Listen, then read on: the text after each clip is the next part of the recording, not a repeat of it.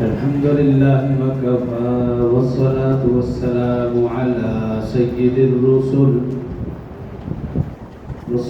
والسلام على سيد الرسل وخاتم الأنبياء وعلى آله المجتبى وأصحابه الأتقياء ونشهد أن سيدنا وسندنا وحبيبنا وشفيعنا ومرشدنا ومولانا محمدا عبده ورسوله صلى الله تعالى عليه وعلى آله وأصحابه وأحبابه وأزواجه وذرياته وأهل بيته أجمعين وسلم تسليما كثيرا أما بعد فأعوذ بالله من الشيطان الرجيم بسم الله الرحمن الرحيم يا أيها الذين آمنوا اتقوا الله حق تقاته ولا تموتن إلا وأنتم مسلمون واعتصموا بحبل الله جميعا ولا تفرقوا واذكروا نعمة الله عليكم إذ كنتم أعداء فألف بين قلوبكم فأصبحتم بنعمته إخوانا قال الله تبارك وتعالى في مقام آخر ولا تكونوا كالذين تفرقوا واختلفوا من بعد ما جاءهم البينات وأولئك لهم عذاب عظيم قال الله تبارك وتعالى في مقام آخر وأطيعوا الله ورسوله ولا تنازعوا فتفشلوا وتذهب ريحكم واصبروا إن الله مع الصابرين صدق الله العظيم وصدق رسوله النبي الكريم ونحن على ذلك لمن الشاهدين والشاكرين والحمد لله رب العالمين تمام احباب مل کر ایک مرتبہ نماز والا درود شریف بآواز بلند پڑھ اللهم صل على محمد وعلى آل محمد كما صليت على إبراهيم وعلى آل إبراهيم إنك حميد مجيد اللهم بارك على محمد وعلى آل محمد كما باركت على إبراهيم وعلى آل إبراهيم إنك حميد مجيد رب اشرح لي صدري ويسر لي أمري واحلل عقدة من لساني يفقهوا قولي رب زدني علما رب زدني علما رب زدني علما میرے انتہائی واجب الاحترام برادران اسلام دوستوں بزرگوں بھائیوں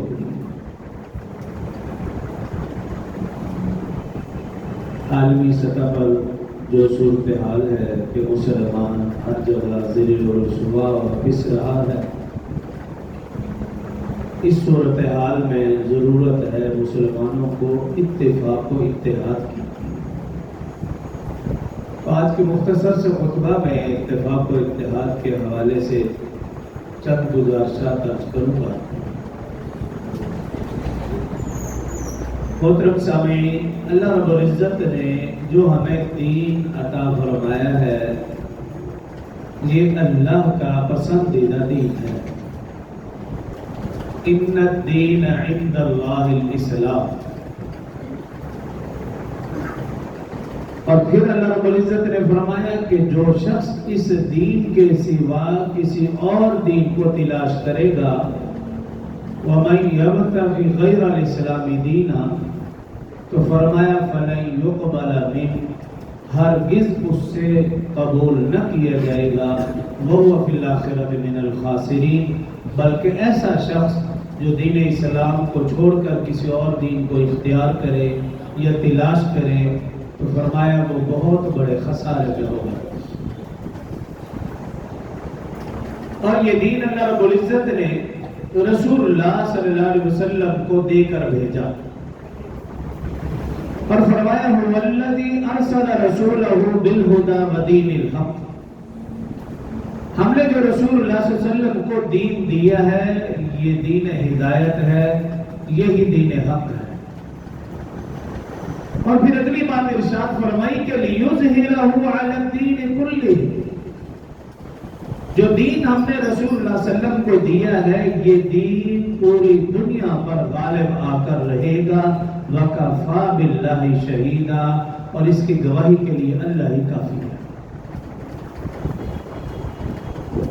تو دین اسلام ہی دین حق ہے، دین اسلام ہی دین ہدایت ہے، اور یہی دین اللہ نے رسول اللہ صلی اللہ علیہ وسلم کو دے کر بھیجا، اور اسی دین کے متعلق ہی اللہ رب العزت نے فرمایا کہ یہ پوری دنیا پر غالب ہو کر رہے گا۔ اور 10ویں سپارے میں اللہ رب العزت نے فرمایا وَقَاتِلُوهُمْ حَتَّى لَا تَكُونَ فِتْنَةٌ وَيَكُونَ الدِّينُ كُلُّهُ لِلَّهِ۔ اللہ رب العزت فرما رہے ہیں کہ یہ دین غالب آ کر رہے گا، اس دین کے غلبے کے لیے کافروں کو قتل بھی کرنا پڑے۔ وَقَاتِلُوهُمْ حَتَّى لَا تَكُونَ فِتْنَةٌ، یہ کفار فتنہ ہے، ان کو قتل بھی کرنا کرے تو قتل کر دو، لیکن یہ دین پوری دنیا پر غالب آ کر رہے گا۔ فَإِنِ انتَهُوا فَلَا عُدْوَانَ إِلَّا عَلَى الظَّالِمِينَ۔ تو دین اسلام، اور یہ دین اللہ کا پسندیدہ دین، اور یہی دین جس کا وعدہ کیا اللہ رب العزت نے، یہ دین غالب آ کر رہے گا۔ لیکن آج من حیث القوم دیکھیں، مسلمانوں کی ہوا اکھڑ چکی ہے، مسلمانوں کی نہ کہیں عزت ہے، نہ عظمت، نہ روب، نہ دبدبہ۔ اقوام عالم میں مسلمانوں کا مذاق اڑایا جاتا ہے۔ مسلمان تو مسلمان، مشاہیر اسلام کا، اسلام کے ہیروز محمد بن قاسم، صلاح الدین ایوبی، طارق بن زیاد، ان عظیم ہستیوں کا مذاق اڑایا جاتا ہے۔ تابعین، تبع تابعین کی بے حرمتی، صحابہ اکرام، اہل بیت اعظام، ازواج مطہرات کی بے حرمتی۔ حد تو یہ ہے کہ رسول اللہ صلی اللہ علیہ وآلہ وسلم کا تبصر اڑایا جاتا ہے، ان کے خاکے بنائے جاتے ہیں۔ ان سب کی وجہ آپس کا اختلاف، نہ اتفاقی، آپس کا اتحاد نہ ہونا، کہ مسلمان فرقوں میں بٹ چکا ہے، مسلمان گروہوں میں بٹ چکا ہے، مسلمان چھوٹی چھوٹی ٹکڑیوں میں بٹ چکا ہے۔ مسلمان نے ہر ایک نے اپنی الگ 1.5 انچ کی مسجد بنا رکھی ہے۔ مسلمانوں کے متحد ہونے کی پہچان ختم ہو چکی ہے۔ ہر ایک کی پگڑی کا کلر الگ ہے، ٹوپی کا ڈیزائن الگ ہے، جھنڈے کی علامت اور شناخت الگ ہے، مسجد کی پہچان الگ ہے۔ حالانکہ یہ وہ امت تھی، رسول اللہ صلی اللہ علیہ وسلم نے مسلسل محنت سے اس کی تربیت کی، رسول اللہ صلی اللہ علیہ وسلم نے محنت سے اس امت کو متحد کیا۔ رسول اللہ صلی اللہ علیہ وسلم کا جب دربار لگتا تھا، صحابہ اکرام رضوان اللہ علیہ مجمعین، مختلف قوم، مختلف کنبہ، مختلف برادری، مختلف رنگ، مختلف نسل، مختلف زبان کے لوگ تھے۔ رسول اللہ صلی اللہ علیہ وسلم کے دربار میں بیٹھنے والے حضرت بلال حبشہ کے رہنے والے، رسول اللہ صلی اللہ علیہ وسلم کے دربار میں بیٹھنے والے حضرت سلمان فارس کے رہنے والے تھے، حضرت صہیب رضی اللہ روم کے رہنے والے تھے، حضرت طفیل رضی اللہ عنہ کا تعلق دوس قبیلے سے تھا، حضرت ابو ذر رضی اللہ عنہ کا تعلق غفاری قبیلے سے تھا، کوئی قبیلہ بنو تمیم سے تھا، کوئی قبیلہ بنو نجار سے تھا، کوئی قبیلہ بنو قینقاع بنو نذیر سے تھا، تو کوئی بنو خزاع اور بنو خلیف سے تھا۔ رسول اللہ صلی اللہ علیہ وسلم کے دربار میں جو بھی آیا، سارے امتیازات ختم ہو گئے۔ مختلف کنبہ، قبیلہ، برادری سے آنے والے صحابہ کرام جب رسول اللہ صلی اللہ علیہ وسلم کی محفل میں بیٹھے، باہمی شیر و شکر بن گئے۔ انما المؤمنون اخوہ، اس کی عملی تفسیر بن گئی۔ صحابہ کرام جو اسلام سے قبل ایک دوسرے کے دشمن تھے، ایک دوسرے کے خون کے پیاسے تھے، ایک دوسرے کی جان لینے کے در پہ تھے، جب رسول اللہ صلی اللہ علیہ وسلم کی تربیت میں آئے انما المؤمنون اخوہ کی عملی تفسیر بن گئے. خود بھوکے رہے لیکن دوسروں کو کھانا کھلاتے رہے, خود پیاسے رہے لیکن دوسروں کو سیراب کرتے رہے. ایسا بھی موقع آیا کہ جان دے دی لیکن دوسرے بھائی کو پیاسا دیکھنا برداشت نہ کیا. یہ تو وہ امت تھی. جنگ یرموک کا واقعہ لکھا حضرت ابو جہل بن حذیفہ رضی اللہ عنہ فرماتے ہیں جنگ یرموک میں میرے چچا جان بھائی بھی شریک تھے. جب اختتام کو پہنچی میرے چچا جان بھائی غازیوں میں شریک نہ تھے تو مجھے شک ہوا کہ کہیں زخمیوں میں یا شہیدوں میں نہ ہو. حضرت ابو جہل بن حذیفہ رضی اللہ عنہ فرماتے ہیں میں مشکیزہ لے کر جنگ یرموک کے زخمیوں میں پہنچا.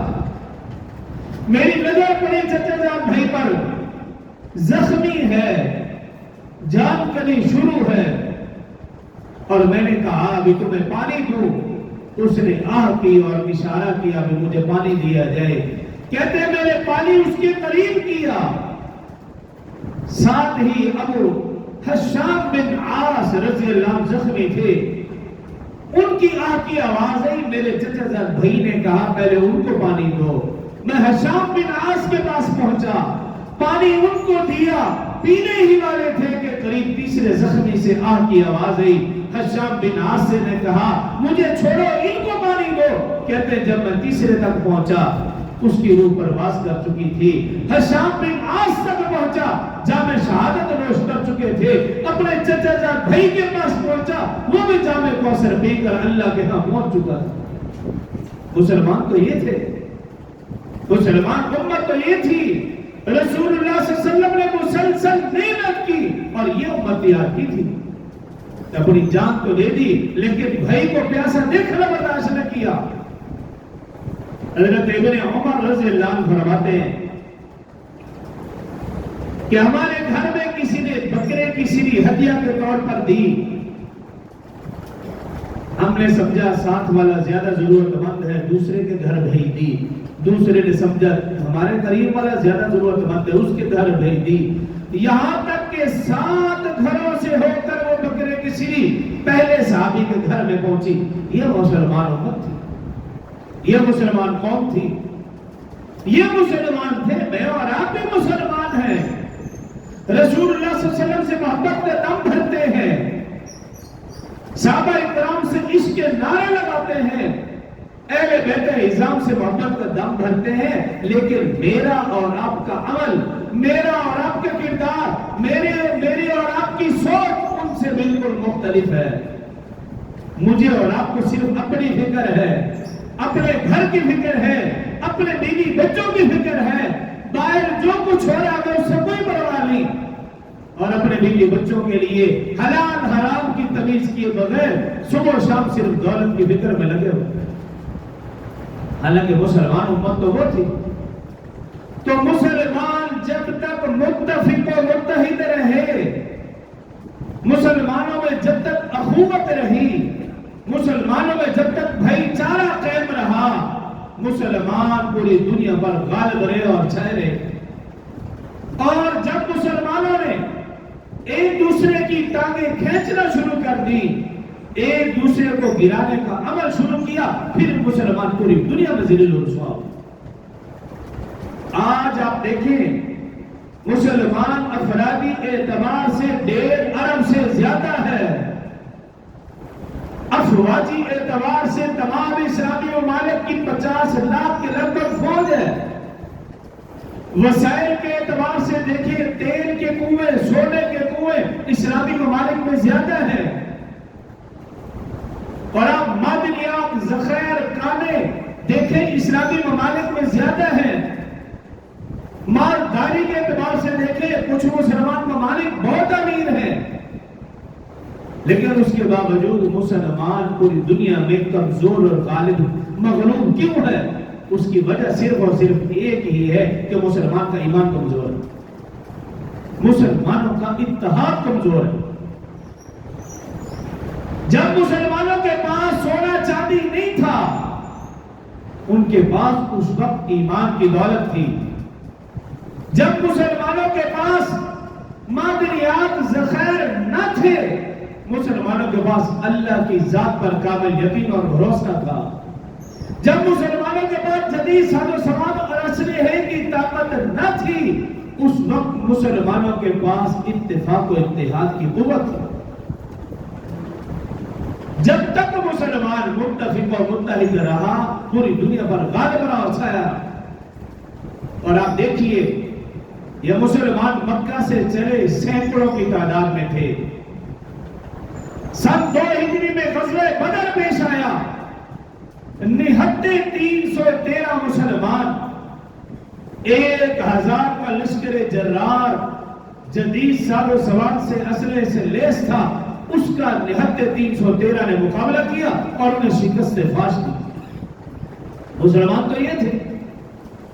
اور کا میدان دیکھیے، مسلمان زیادہ سے زیادہ 1000 کے لگ بھگ تھے، لیکن 3000 کے لشکر جرار کو شکست فاش دی۔ خندق کا میدان تھا، مسلمان زیادہ سے زیادہ 3000 کے لگ بھگ تھے، لیکن کفار کا لشکر 12000 کا لشکر جرار جدید اسلحے سے لیس، لیکن ان مسلمانوں نے خندق کے میدان میں 12000 کے لشکر جرار کو شکست سے فاش دی۔ وہ بھی تو مسلمان تھے۔ اور تاریخ گواہ ہے، ایک موقع ایسا بھی آیا، حضرت زید بن حارثہ رضی اللہ عنہ کی قیادت میں مدینہ سے مسلمانوں کا لشکر چلا، صرف 3000 کے لگ بھگ مسلمان تھے، اور یہ مسلمانوں کا لشکر 500-600 کلومیٹر کا فاصلہ طے کرتے ہوئے شام کے علاقے میں پہنچا، روم کے علاقے میں پہنچا، ہرقل بادشاہ کا مقابلہ کیا۔ مسلمان صرف 3000 تھے اور عیسائیوں کا لشکر 2,00,000 پر مشتمل تھا۔ ان 3000 مسلمانوں نے 2,00,000 عیسائیوں کو ان کے گھر میں جا کر شکست فاش دی۔ یہ مسلمان تھے۔ اور آج ہم بھی تو مسلمان اسلام کا دم بھرتے ہیں۔ تو میرے بھائیوں، آج ہماری کمزوری کی وجہ افرادی کمزوری نہیں، افرادی قلت نہیں، افواجی قلت نہیں، افواجی کمزوری نہیں، مال و دولت کی کمی نہیں، توپوں تو فن کا فقدان نہیں، سائنس اور ٹیکنالوجی اس کے عدم حصول کی کمی نہیں۔ اگر آج مسلمانوں کی کمزوری ہے تو وہ صرف اور صرف ایمان کی کمزوری اور اتحاد کی کمزوری۔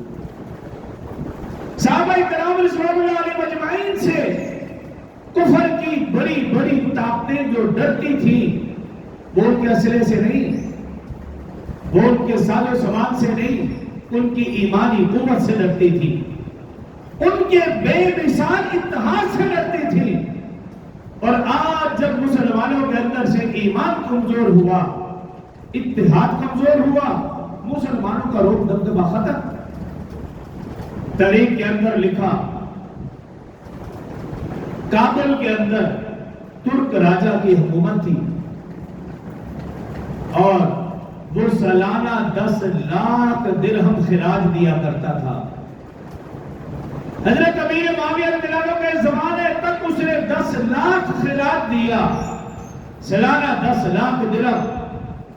حضرت امیر معاویہ رضی اللہ عنہ کی وفات کے بعد اس ترک راجہ نے سالانہ 10,00,000 درہم خراج دینا بند کر دیا۔ وقت کے بادشاہ نے نمائندے کو بھیجا، نمائندوں کا ایک وفد تھا، وہ کابل ترک راجہ کے پاس پہنچے، بتایا کہ وقت کے بادشاہ نے بھیجا ہے کہ آپ سالانہ 10,00,000 درہم خراج دیا کرتے تھے اور اب نہیں دے رہے۔ اس ترک راجہ نے آنے والے نمائندوں کو بغور دیکھا، دیکھنے کے بعد کہا کہ جو لوگ پہلے آیا کرتے تھے وہ کہاں ہیں؟ اور پھر اس ترک راجہ نے کیا کہا؟ جو پہلے آیا کرتے تھے فاقہ کشوں کی طرح ان کے پیٹ دبے ہوتے تھے، جو لوگ پہلے آیا پیشانی پر سجدوں کے سیاہ نشان موجود تھے. جو لوگ پہلے آیا کرتے تھے ان کے جسم پر پھٹے پرانے لباس تھے. جو لوگ پہلے آیا کرتے تھے ان کے پاؤں میں کھجور کے چپلی ہوا کرتی تھی, کھجور کی چپلیں ہوا کرتی تھی. وہ لوگ کہاں ہیں؟ اب جو نمائندوں کا وفد تھا وہ ترک راجا سے کہنے لگا کہ وہ لوگ تو گزر گئے, وہ لوگ تو چلے گئے, ہم ان کے نمائندے ہیں, اب ہم آیا کریں گے. اب بادشاہ نے کیا کہا کہ آج جو تم آئے ہو میں تمہارا اکرام یہ کر رہا ہوں کہ تم زندہ واپس چلے جاؤ. آج کے بعد اگر اس سلطنت کی طرف رخ کیا تو پھر زندہ واپس نہیں جاؤ گے. میں نہ تم سے ڈرتا ہوں نہ میں تمہارے بادشاہ سے ڈرتا ہوں. میں تو صرف ان لوگوں سے ڈرا کرتا تھا جو سادگی کے ساتھ آتے تھے, پھٹے پرانے لباس پہن کر آیا کرتے تھے, کھجور کی چپلیں پہن کر آیا کرتے تھے. ان کی پیشانی پر سجدوں کے سیاہ نشان تھے. میں ان سے ڈرا کرتا تھا. جب وہ دنیا میں نہ رہے اب مجھے کسی سے کوئی ڈر نہیں. آج کے بعد خراج کا مطالبہ نہ کرنا, نہ ہی میری سلطنت کی طرف رخ کرنا, مگر میں تم زندہ واپس نہیں جاؤ. یہ مسلمان امت تھی, یہ مسلمان قوم تھی, یہ مسلمان حکمران تھے کہ سادگی ان کے جسم سے لباس سے نمایاں تھی. کفار میرے اور آپ کے پروٹوکول سے نہیں ڈرتا, آج کے بادشاہوں کے لباس سے, کوٹ پتلون سے نہیں ڈرتا, ان کے جوتے بوٹ سے نہیں ڈرتا. اگر آج کا کفار بھی ڈرے گا تو مسلمان کی سادگی سے ڈرے گا. آج کا کفار اگر اس کو ڈر ہے تو افغانستان کے سادہ لوگ مسلمانوں سے. ہمارے کوٹ پتلون پہنے ہوئے وزیر اعظم سے اس میں کوئی ڈر نہیں ہے.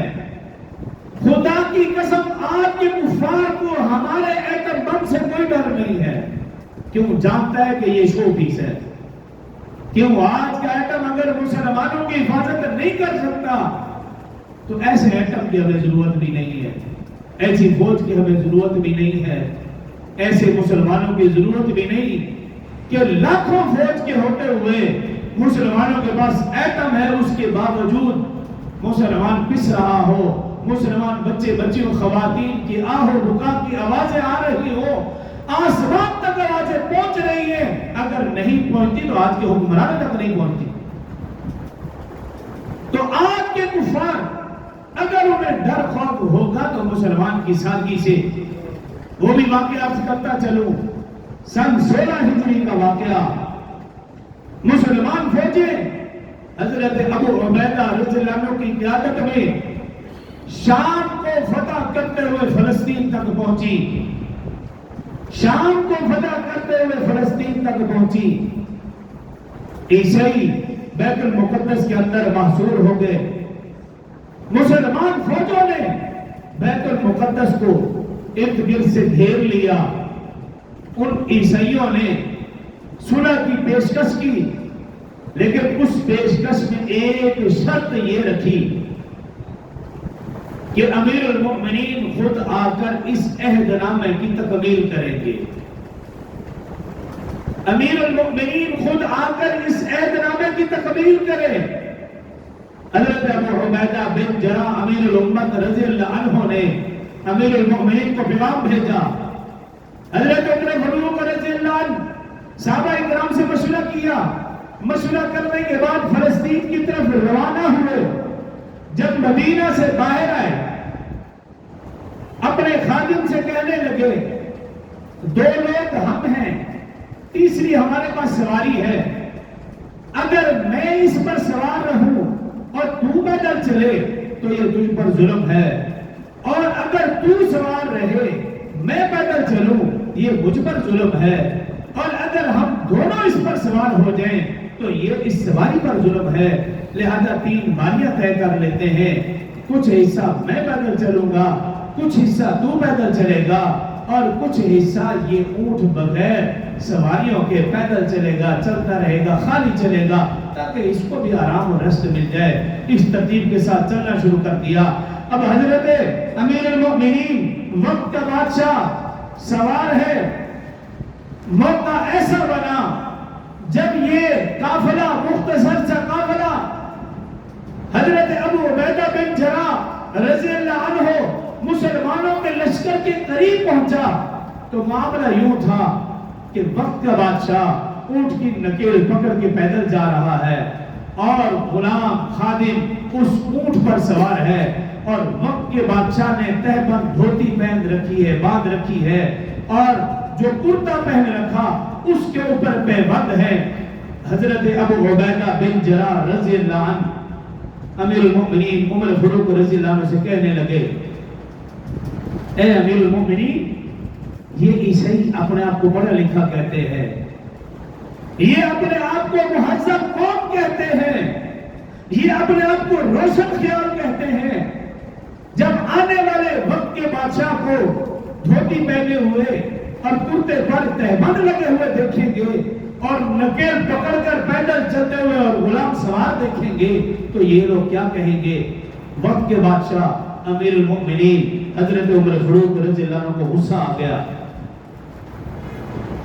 آج میں اور آپ اور ہمارے بادشاہ غیروں کی نقالی کرنے میں فخر محسوس کرتے ہیں کہ ان کے ملک میں جائیں, ان جیسا لباس پہن کر جائیں, ان جیسی شکل بنا کر جائیں. آج کا مسلمان نام نہاد مسلمان وہ اسلامی لباس پہننا اچھا نہیں سمجھتا, اسلامی شکل اس کو پسند نہیں, تو میری اسلام کا نام لینا چھوڑ دو.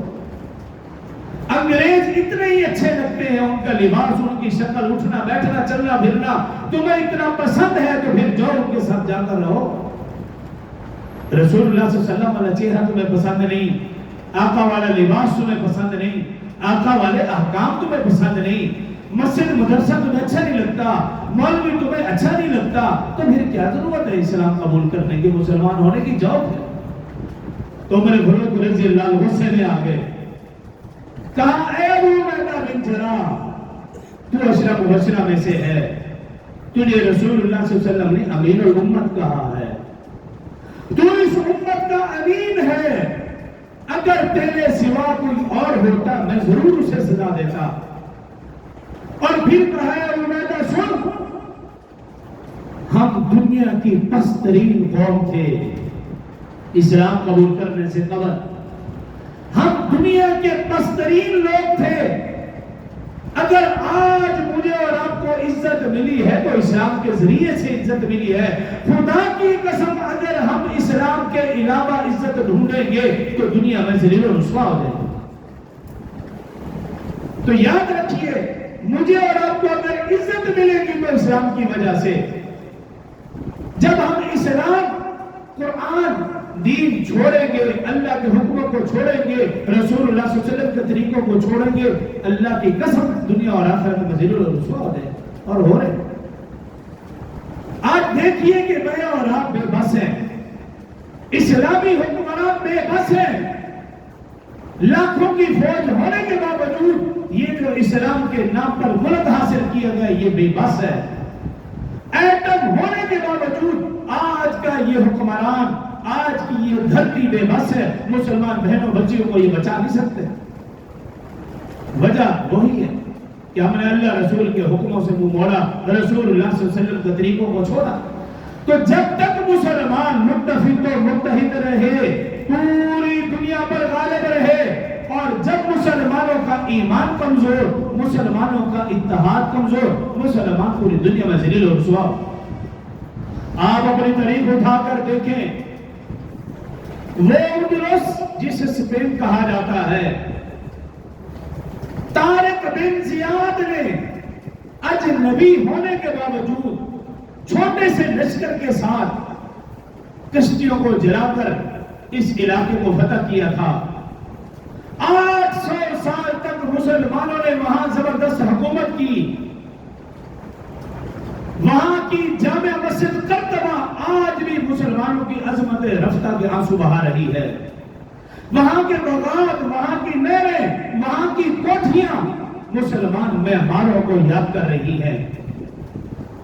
لیکن مسلمان وہاں ذلیل و رسوا کیوں ہوا؟ جب مسلمانوں نے اللہ کے حکموں سے منہ موڑا, رسول اللہ صلی اللہ علیہ وسلم کے طریقے کو چھوڑا، مسلمان گروہوں میں فرقوں میں بٹ گئے، مسلمان سردار ایک دوسرے کی شکل دیکھنا گوارا نہیں کرتے تھے۔ آج میں اور آپ ذرا اپنے ملک میں غور کریں، پچھلے سالوں میں یہی صورتحال بن رہی تھی، حکمران ایک دوسرے کے ساتھ بیٹھنا گوارا نہیں کرتے تھے، ایک دوسرے کی شکل دیکھنا گوارا نہیں کرتے تھے، پاک فوج کے ساتھ بیٹھنا گوارا نہیں کرتے تھے۔